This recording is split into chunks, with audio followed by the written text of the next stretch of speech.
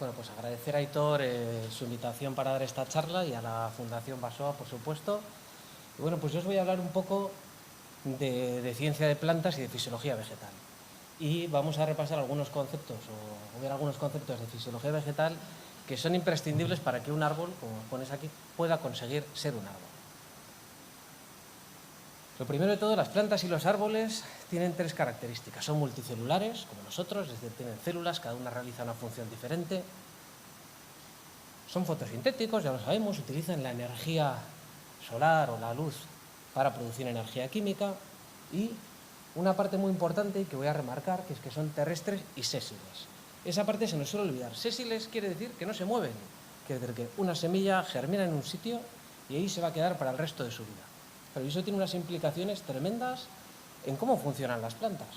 Porque claro, si nosotros tenemos frío, podemos ir a casa, podemos vestirnos, el árbol tiene que aguantar.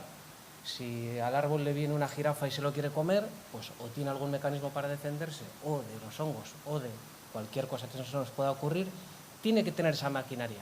Si no, está fastidiado y no va a durar demasiado. Entonces es algo que va a condicionar mucho su existencia. Además, en el caso de los árboles, las plantas tienen una diferencia, que algunos de ellos pueden ser gigantes en el espacio y en el tiempo. En este caso, este es el árbol que se ha datado más grande del mundo, que se llama Hyperion y se encuentra en el Parque Nacional Redwood de California, tiene 115 metros de altura y pues, su localización no se conoce. Esta foto no pertenece a ese árbol porque muchos de estos árboles no se dará localización para protegerlos. El hecho de que sean tan grandes tiene su ventaja. Necesitan captar la luz, les da resistencia. Sin embargo, como vamos a ver, tiene otras complicaciones. Es decir, un árbol tiene que conseguir, por ejemplo, subir agua desde el suelo a 115 metros de altura. Hay otros árboles que son gigantes en el espacio. Los árboles más antiguos del mundo pertenecen a esta especie que se llama Pinus longaeva. Esta foto, igual que la anterior, no es realmente los árboles más antiguos, ya que no se conoce su localización, pero hasta 2014 el árbol más viejo del mundo se llamaba Matusalén, que estaba en Nevada, de nuevo en Estados Unidos, que tenía 4.800 años. En 2014 se ha descubierto un nuevo árbol que se llama Prometeo, que es de la misma especie, que tiene 5.060 años. Imaginaros en ese mismo sitio qué recursos y estrategias tiene que tener una planta para sobrevivir esa cantidad de años. Esos árboles que os he enseñado eran los más viejos de un mismo pie, lo que se llama un árbol no clonal. Sin embargo, hay árboles que tienen hasta 10.000 años. En este caso es un árbol que tiene 10.000 años, que está en Noruega. El pie simplemente tiene varios cientos de años, tiene 5 metros de altura, pero las raíces de ese árbol tienen 10.000 años. Es decir, que ha ido reproduciéndose o por ahijamiento o por acodo y se ha datado, en este caso, la edad de esa raíz.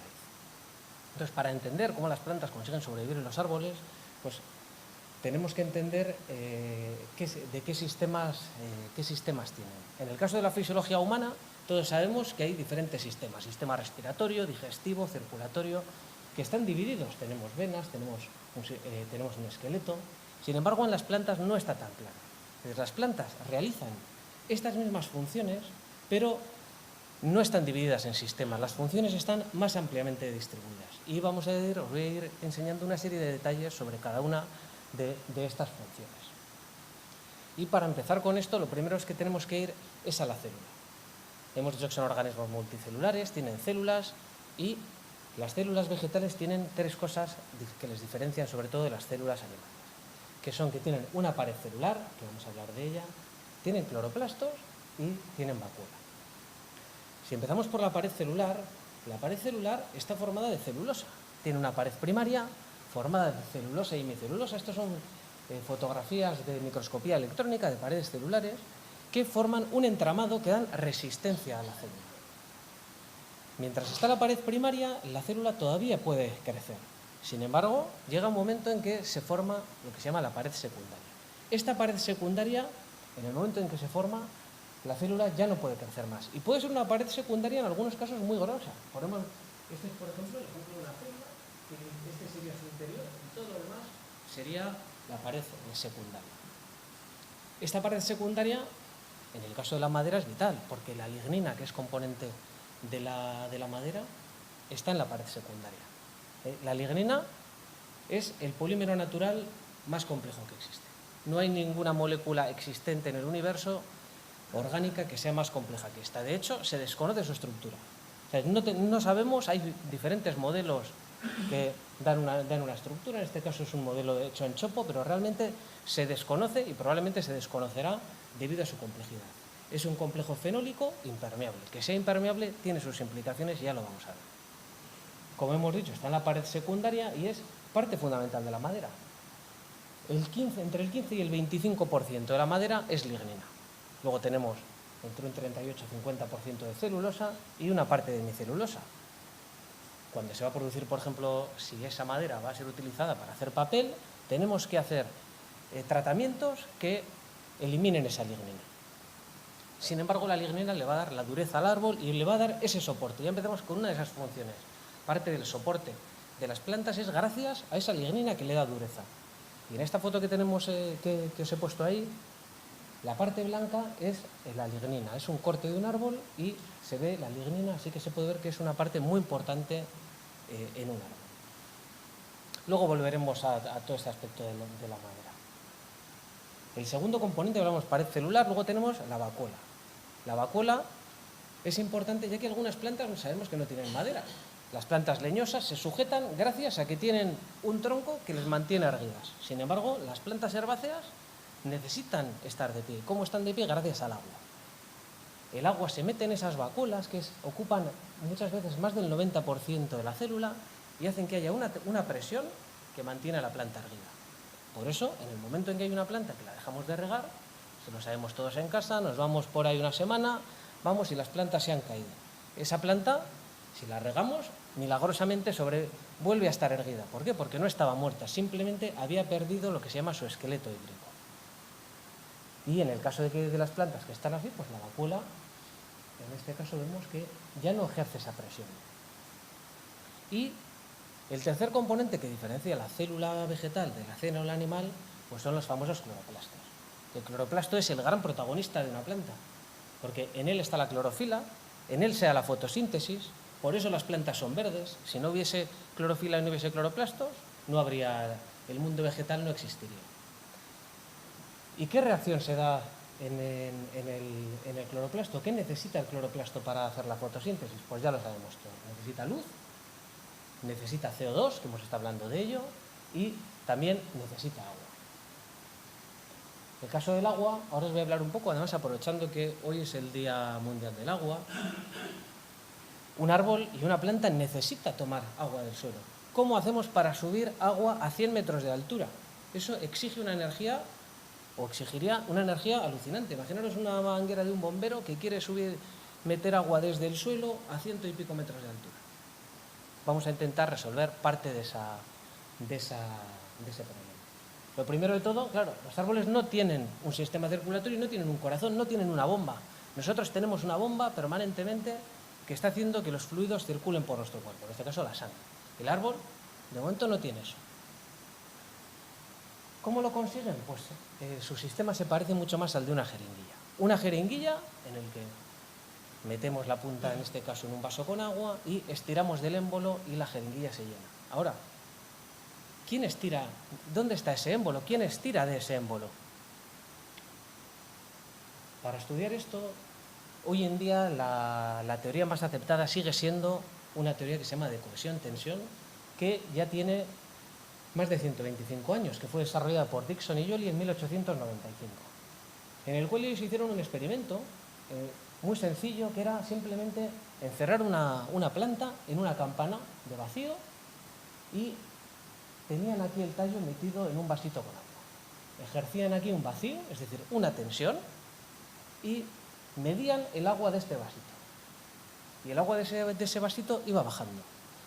Es decir, la planta, de alguna manera, gracias a esa tensión ejercida por el vacío, conseguía transportar el agua. De nuevo estamos en lo mismo. ¿Quién ejerce esa tensión? Más que utilizar el ejemplo del émbolo, a mí me gusta utilizar el ejemplo de cuando bebemos por una pajita. En este caso estamos en lo mismo. Tenemos una pajita, hay una niña que está absorbiendo ese zumo o no sé qué está bebiendo con esa pajita. Bien, el agua sube por la pajita, pero en el árbol de nuevo, ¿quién está chupando esa pajita? No hay niña que chupe esa pajita. Y la respuesta de todo esto, de ese transporte de agua, se da gracias a tres cosas. Las dos primeras son gracias a las propiedades del agua. El agua es una molécula que tiene, aunque no tenga una carga, no es un ión, pero tiene una estructura que hace que sea asimétrica. Y esa asimetría hace que las moléculas de agua estén unidas unas con otras. Y eso es imprescindible, por ejemplo, porque si no, ¿cómo podríamos chupar de una pajita y yo conseguir beber agua que no está en contacto con mi boca? Porque unas moléculas se siguen a otras. Eso se llama la cohesión. Otra es la adhesión. El agua se pega a las superficies. Yo pongo ahora una piedra en esta pared, se cae. Ponemos una gota de agua, se queda pegada. Tiene unas propiedades de adhesión. Y la tercera cosa necesaria es la evaporación. Realmente se puede imitar esa fuerza de tensión, la ejerce la evaporación. Tenemos que pensar en el flujo de agua como un continuo, una columna de agua que va desde el suelo, a través de la planta, hasta la atmósfera. Y de hecho el transporte de agua en una planta se puede imitar con un modelo físico, en el cual ponemos un vaso con agua, una pajita, y en este caso sería pues, una bola de cerámica que es porosa. Y al dar calor, el agua se va a evaporar, se va a ir evaporando de esa bola de cerámica. Y va a ir chupando el agua de este vaso que se va a vaciar. Realmente lo que está sucediendo en esta planta, en las plantas es muy parecido a lo que sucede aquí. Lo único que, claro, las plantas no tienen una bola porosa por la cual el agua se va. Las plantas tienen unos poros en las que se llaman estomas, que están en la superficie de las hojas. Esto es una foto de una cícula de una picea, una foto de microscopía electrónica, y a través de estos poros el agua está saliendo permanentemente y tirando del agua del suelo. El 90% del agua que toma una planta se pierde por evaporación, pero eso hace que el agua pueda fluir a través de los árboles sin energía. Es un flujo sin coste energético. Por estos mismos poros, a la vez que sale agua, entra el CO2 que necesitan las plantas para hacer esa fotosíntesis. Bien, ya tenemos el modelo, sin embargo, todavía ya sabemos quién tira, quién hace la fuerza. No es la niña, es la evaporación en las hojas a través de estos poros o estomas de las hojas. Sin embargo, ¿la tubería cuál es? Hace falta una tubería. Y la tubería está formada por lignina. En las plantas no hay PVC y la tubería está formada por lignina, ese polímero que hablábamos antes, que forma un tejido especial que se llama xilema. Y esta es una foto real de microscopía electrónica del xilema de una planta, en el cual se ven estas tuberías. ¿Cómo se forman esas tuberías? Esas tuberías son células muertas, células que la planta ha decidido que van a morir. Es un proceso que se llama de muerte celular programada. Unas células que engrosan su pared celular secundaria, esta que hablábamos al principio, formando esa lignina, y llega un momento en que las células se vacían y forman un tubo. Esos tubos pueden ser de dos naturalezas. Puede ser un tubo que está vacío permanentemente, realmente esto es como si fuese una tubería normal, que son tráqueas, y otro tipo que es el que más nos interesa a nosotros porque es lo que está en las plantas leñosas y sobre todo en las coníferas solo tienen este tipo, que son traqueidas, que son pequeños tubitos, pero sin embargo, en vez de estar vacíos, tienen un montón de agujeritos a sus lados. Estas traqueidas tienen entre 3 y 5 milímetros y están todas pegadas unas a otras, formando grupos inmensos de traqueidas. El hecho de que no funcionen como una tubería tiene sobre todo una gran ventaja en un proceso que probablemente conocéis todos vosotros, que se llama el proceso de la cavitación. ¿Qué es la cavitación? Volvemos al ejemplo de la niña. A la niña se le está acabando el agua del vaso. O sea, no le queda mucho. Para beber el final tiene que hacer mucha fuerza, porque si no, tenemos que chupar más fuerte, porque si no, no nos bebemos el final. Entonces, cuando un árbol tiene sequía, una planta tiene sequía, tiene que chupar con más fuerza ese agua. Y al chupar ese agua con más fuerza, a veces se originan burbujas en esos conductos que van a bloquear el transporte de agua. Ese bloqueo se llama cavitación o embolismo y puede llegar a matar al árbol. En este caso, no sé si se ve muy bien, pero aquí es Es un alcornoque que medio árbol está muerto ya que había pasado un periodo de sequía muy severo en verano.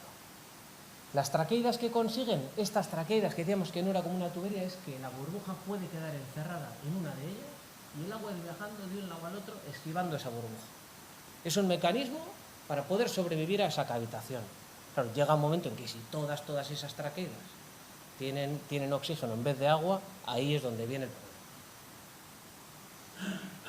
¿Y dónde encontramos estas traqueidas y este xilema? Pues como hemos dicho desde el principio, esto es parte fundamental de la madera. El tronco prácticamente en su totalidad es xilema. Son estas traqueidas. ¿Y cómo va creciendo un tronco? Pues ya sabemos que va creciendo por anillos. ¿Y cómo se estructura? Pues vamos a ir desde fuera hacia adentro. Tenemos la corteza y aquí tenemos un tejido, que este tejido va a ir originando cada año hacia el exterior otro tipo de tubería del cual no vamos a hablar, que es el floema, pero que está encargado en el transporte de lo que se llama la savia elaborada, ¿no? Los productos de la fotosíntesis se transportan al resto de la planta mediante el floema. Y hacia el interior del tronco, cada año se va a ir originando xilema permanentemente. Y en un clima templado como el nuestro, ese crecimiento solo se da en las estaciones favorables, por lo cual podemos ir sabiendo que año a año se va produciendo un anillo. Incluso dentro de cada anillo podemos diferenciar dos periodos.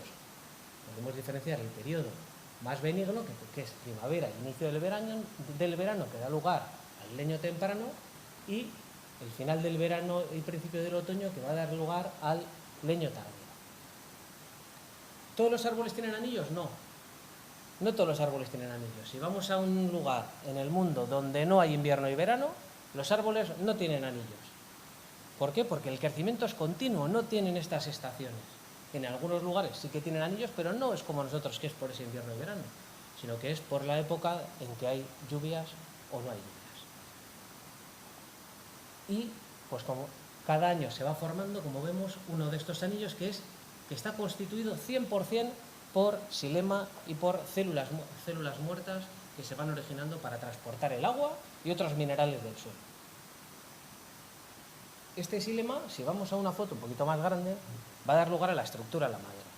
La estructura de la madera está formada por dos partes, duramen y albura. Albura, que significa blancura ideal, y porque es una parte normalmente más clara, aunque no siempre es el caso. Y duramen, que viene de parte dura. He puesto aquí los nombres en inglés porque en inglés se entiende muy bien qué hace la albura, que se llama sap en castellano es savia, que en la albura es la parte activa, es donde se da el transporte del agua desde el suelo hacia la copa y hacia la superficie. En el duramen no, el duramen ya es un tipo de madera en el cual no hay sustancias de reserva, aquí sí las hay todavía, y esas traqueides se han ido llenando de compuestos fenólicos que le van a dar mayor dureza. Se desconoce la función exacta del duramen, pero parece ser que es para aumentar la resistencia de esos troncos. Normalmente, lo más normal es que el duramen empiece a aparecer a partir de un árbol que tiene 10 años. Normalmente hasta 10 años solo se suele apreciar la albura. Y ahora voy a aprovechar para poneros un vídeo de resumen, es un vídeo de 1 minuto que pertenece a un documental de la BBC en el cual se ve un resumen de lo que os explica a vosotros del transporte del agua. Vamos a ir. Es un documental de David Attenborough, en el cual voy a quitar el sonido porque está en inglés y os voy a ir comentando.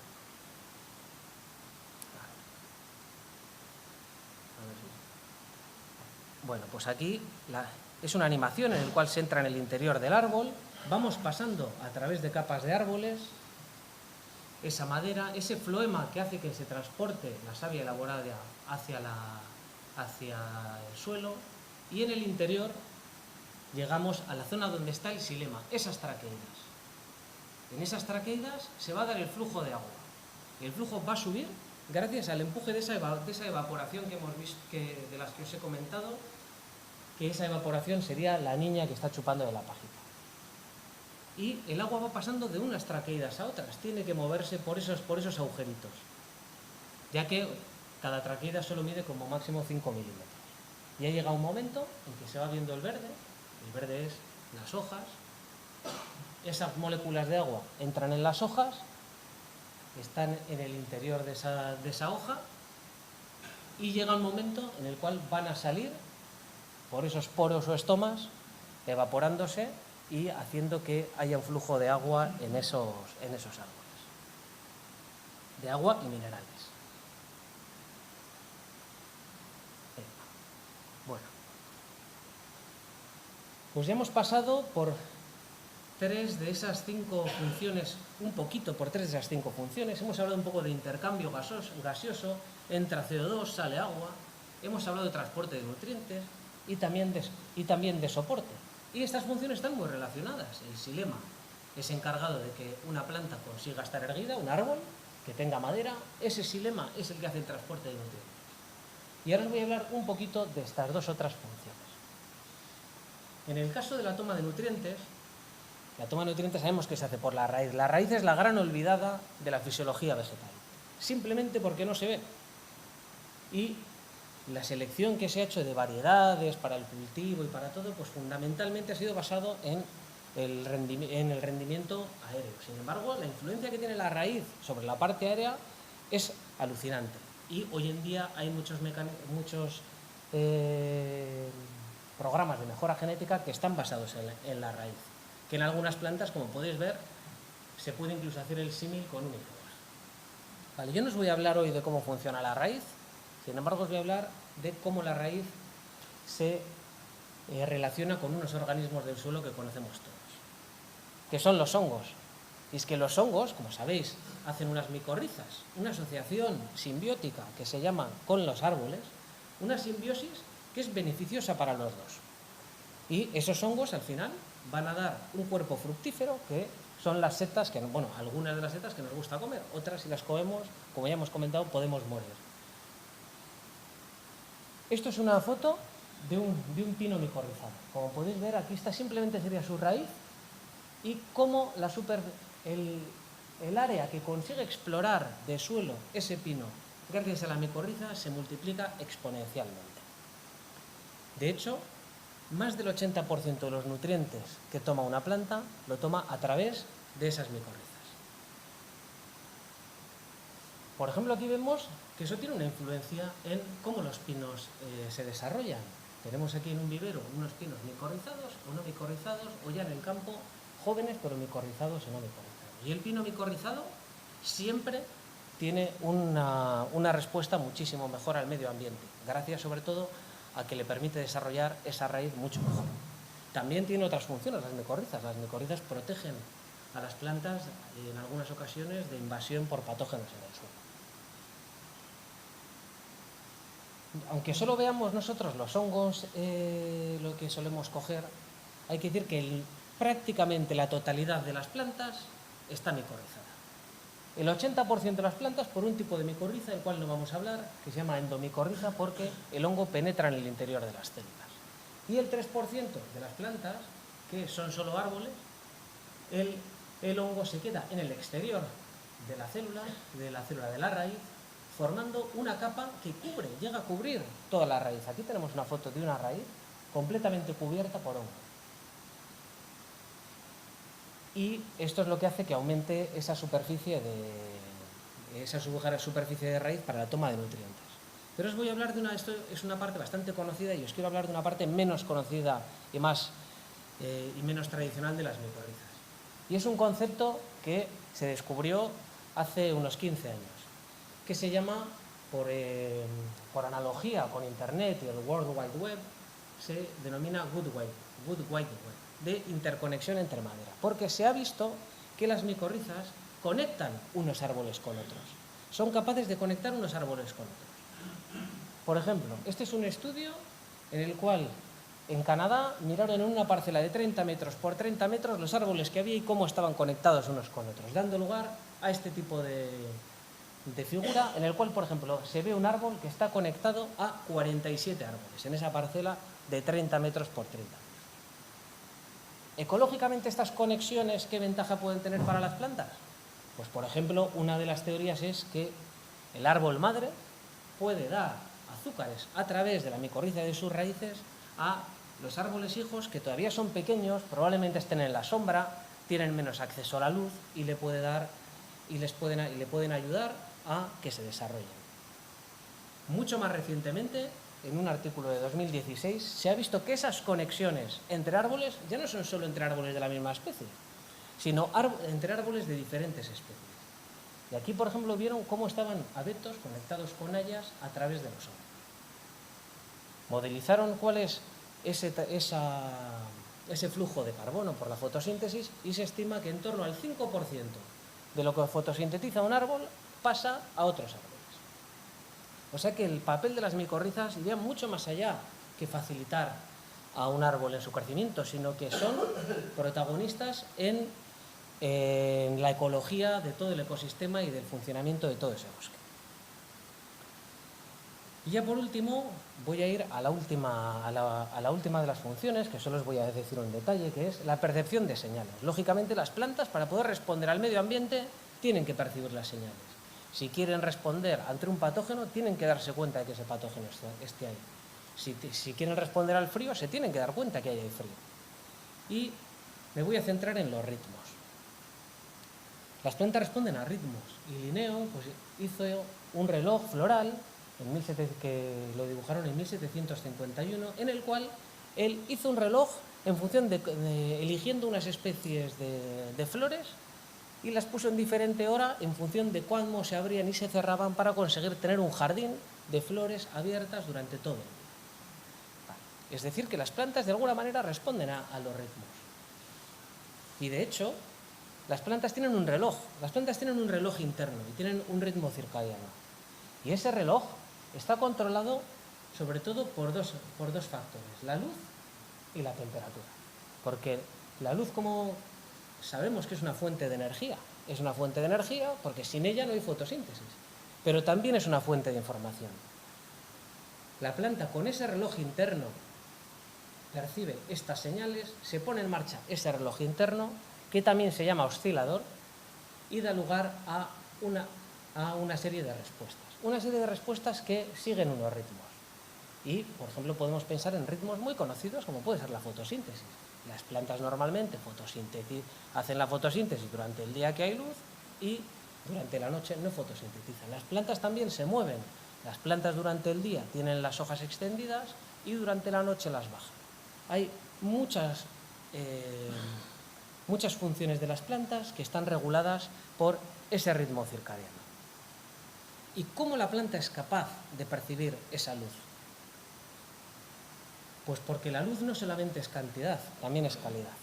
Es decir, la luz, si vemos aquí, esto es la duración del día durante el año. La duración del día va cambiando. Ya lo sabemos todos, en invierno hay menos horas de luz que en verano. Las plantas tienen que ser capaces de alguna manera de percibir esa cantidad de luz. Es muy importante, la planta no quiere florecer cuando no le toca. Si florece cuando no le toca, puede venir una época mala y que sus flores mueran.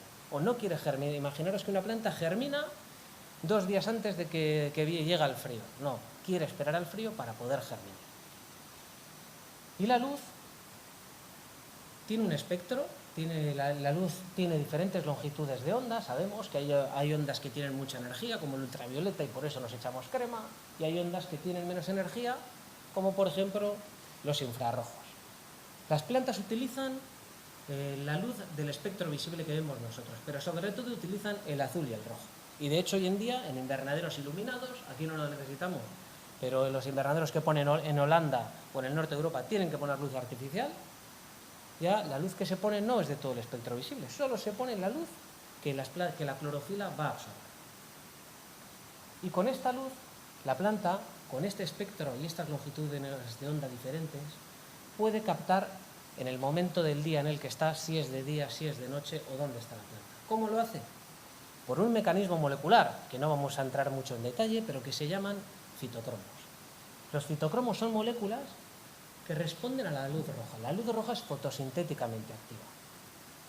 Y cuando captan esa luz roja, hacen que haya una respuesta. Es decir, fitocromo activo. Durante la oscuridad, este fitocromo se vuelve inactivo.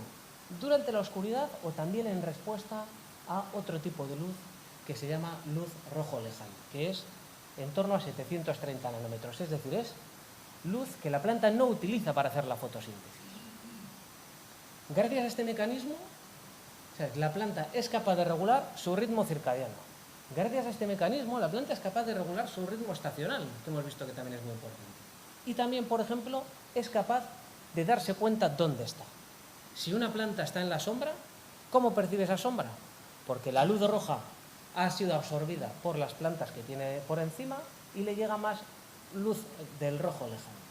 Percibe esas diferencias en la luz y dice, bueno, pues voy a adaptarme para sobrevivir en esas condiciones de oscuridad. Vale, entonces estamos hablando de ritmos relacionados con la luz. ¿Y qué pasa con la luna? ¿Qué pasa con el ritmo de la luna? Pues si vamos a mirar los documentos y la información que hay disponible, podemos encontrar mucha información y lo más importante es diferenciar de lo que son tradiciones, creencias y mitos de lo que es información científica. Si vemos en qué se basan esos efectos de la luna, encontramos prácticamente que afectan a toda la fisiología vegetal, pueden afectar a la fecha de la siembra y de la germinación, al crecimiento y el rendimiento de los cultivos, a cómo las plantas se reproducen y fructifican. Y en este caso, que creo que a vosotros os interesa más, a la fecha de tala y propiedades de esa madera. Y además va a depender para qué uso voy a darle a la madera, si no es lo mismo cortar en una época en la cual voy a utilizar la madera para construcción o para, por ejemplo, como fuente de energía, es decir, para quemar. Vale. Si vamos a la información científica experimental, os ha hablado antes, Javier, de este artículo en el cual Duhamel du Monceau llegó a una conclusión haciendo unos experimentos ya en 1764. Y él dijo, es un prejuicio ridículo creer que hay que talar los árboles en función de la luna. Y además dice, sí, la luna no influencia sobre la calidad de la madera que queremos talar. Vale, esto es muy antiguo. De nuevo, me remito a otro estudio que ha enseñado Javier, que era de 1946 en Nature. Todavía es lejano. Y aquí se comenta lo mismo, que si hay algún efecto es tan oscuro y tan difícil de entender que esto no tiene ningún sentido tenerlo en cuenta a la hora de tomar decisiones. Vale, esto nos queda antiguo. Vamos un poquito más cerca. En esa parte más cercana, la verdad es que la información es muy, muy escasa. Hay muy poca información. Y mucha de esa información está originada por el mismo investigador, que es un investigador que trabaja en Suiza, que se llama Ernst Zurcher, que desde hace como 20 o 25 años, por lo menos según he hecho yo esta búsqueda, pues ha ido estudiando el efecto que puede tener la luna sobre, entre otros, la calidad de la madera. En ocasiones encuentra diferencias significativas. Normalmente esas diferencias significativas son más bien pequeñas. Pueden ser en torno a un 5%. Esas diferencias muchas veces son en función de la especie y en función de lo que esté estudiando. Es decir, las conclusiones no son nada claras. Y a él mismo le cuesta entenderlo, porque él intenta formular hipótesis para explicar esos efectos. Y, por ejemplo, pues descarta el efecto gravitacional. Claro, ya hemos visto que el efecto que ejerce, como nos ha comentado Javier, el efecto que ejerce la gravedad de la Luna en una planta es infinitamente menor a la que ejerce la propia Tierra. También se ha descartado el efecto de la luz, en el caso de la calidad de la madera. ¿Por qué? Porque, claro, muchos días, imaginaros, si la Luna, puede haber luna llena, pero ¿cuántos días vemos aquí la luna llena al año? Cuando está nublado. Entonces la luz no cuenta para esto. Además, la intensidad de la luna llena, en el mejor de los casos puede llegar a un lux, cuando en el Sol suele estar en torno a 100.000 luxes. Vale. Así que su hipótesis es que el efecto de la luna sobre la calidad de la madera estaría basado en fenómenos electromagnéticos que provocarían la formación de unos agregados supramoleculares de moléculas de agua, que provocaría de alguna manera la retención del agua que ya está en el árbol, pero haría que estuviese más retenida en las paredes celulares.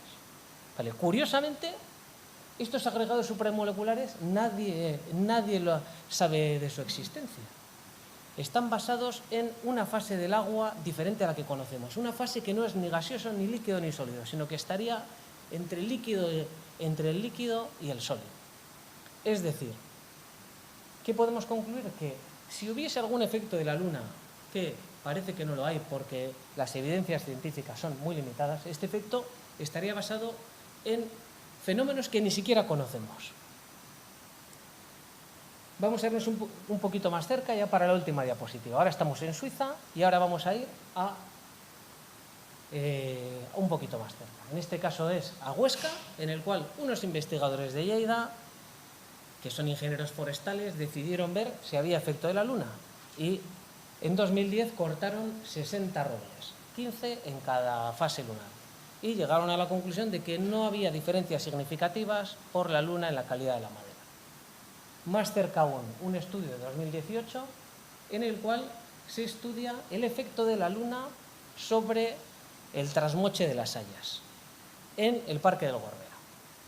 Se cortan unas hayas y se ven cómo esas hayas cortadas en función de la fase lunar para utilizar esa madera para carbón, cómo evolucionan esos árboles. Y ven que hay algunas diferencias, pero esas diferencias son muy difíciles de explicar y hace que la interpretación de los resultados sea difícil en relacionada con las fases lunares. Con todo esto, ¿a dónde vamos? A que la ciencia nos está diciendo que esas creencias, tradiciones y mitos, pues a día de hoy no tienen ninguna base científica y ni siquiera se nos puede ocurrir posibles diferencias que podamos ver a qué son debidas, y tenemos que dar esas explicaciones en base a otras cosas que tampoco conocemos, como que son estructuras supramoleculares del agua. Y con esto, pues ya acabo mi presentación y muchas gracias por vuestra atención.